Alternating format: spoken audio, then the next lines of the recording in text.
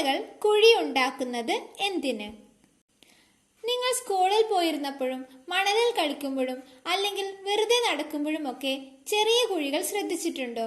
ഒരു പിരമിഡിന്റെ മുകൾ ഭാഗം മുറിച്ചു വെച്ചതുപോലെ കൃത്യമായ ആകൃതിയിലുള്ള ഈ കുഴികൾ കാണാൻ നിസ്സാരമാണെങ്കിലും ഇതിനടിയിൽ ഒരു കൊടും ഭീകരൻ ഒളിഞ്ഞിരിപ്പുണ്ട്. മരണത്തിന്റെ മണൽക്കുഴികൾ ഒരുക്കുന്ന ഈ കൊടും വേട്ടക്കാരന്റെ കഥയാണിത്. നിങ്ങൾ ആദ്യമായാണ് ഈ ചാനൽ കാണുന്നതെങ്കിൽ ചാനൽ സബ്സ്ക്രൈബ് ചെയ്യുക.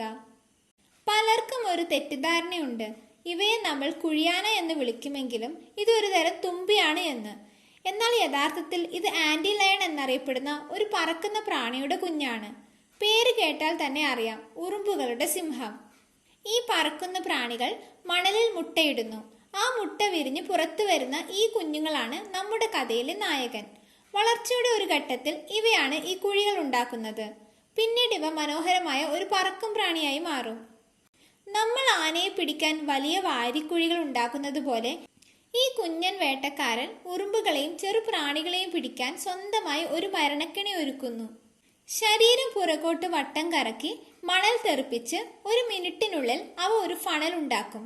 അതിന്റെ വശങ്ങൾ വളരെ ചെരിഞ്ഞായതുകൊണ്ട് ഒരുതരം കെണിയായി പ്രവർത്തിക്കും. ഈ കുഴി ഒരുക്കുന്നതിൽ ഒരു തന്ത്രമുണ്ട്. കുഴിയുടെ ചെരിഞ്ഞ വശങ്ങളിൽ നിന്ന് മണൽ ഇടിയാൻ തുടങ്ങുമ്പോൾ മുകളിൽ നിന്ന് വരുന്ന ആർക്കും അതിലൂടെ ഓടി രക്ഷപ്പെടാൻ കഴിയില്ല. ഇതാണ് ഈ കെണിയുടെ ഏറ്റവും വലിയ പ്രത്യേകത. എല്ലാം പൂർത്തിയായാൽ കുഴിയാന തന്റെ കൊമ്പുകൾ മാത്രം പുറത്തു കാണുന്ന രീതിയിൽ കുഴിയുടെ അടിയിൽ പതിയിരിക്കും. എന്നിട്ട് ഇരക്കായി കാത്തിരിക്കും. ഒരു ഉറുമ്പോ മറ്റു ചെറു പ്രാണികളോ ഈ കുഴിയുടെ അരികിലൂടെ സഞ്ചരിക്കുമ്പോൾ മണലിടിഞ്ഞ് കുഴിയിലേക്ക് ഉരുണ്ടു വീഴുന്നു. ഇരയുടെ ദുർവിധി തുടങ്ങുന്നത് ഇവിടെ നിന്നാണ്.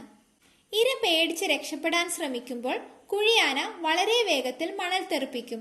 ഈ മണൽ പ്രഹരം ഇരയെ വീണ്ടും വീണ്ടും കുഴിയുടെ അടിയിലേക്ക് വീഴ്ത്തുകയും മണലിൽ പുതുക്കുകയും ചെയ്യും. രക്ഷപ്പെടാൻ ഒരു വഴിയുമില്ല. ഈ ചതിക്കുഴിയിൽപ്പെട്ട ഇരയെ വിഷം കുത്തിവെച്ച് അവശനാക്കിയാണ് കുഴിയാന ഭക്ഷണമാക്കുന്നത്. അടുത്ത തവണ നിങ്ങൾ ഇങ്ങനെ ഒരു കുഴി കാണുമ്പോൾ അതിനെ നിസ്സാരമായി കാണരുത്. ഒരു മിടുക്കനായ വേട്ടക്കാരൻ അവിടെ ഉണ്ടെന്ന് ഓർക്കുക. ഈ വീഡിയോ ഇഷ്ടമായാൽ ലൈക്ക് ചെയ്യുക, നിങ്ങളുടെ കൂട്ടുകാരുമായി ഷെയർ ചെയ്യുക. പ്രകൃതിയുടെ കൂടുതൽ അത്ഭുതങ്ങൾക്കായി ഞങ്ങളുടെ ചാനൽ സബ്സ്ക്രൈബ് ചെയ്യൂ.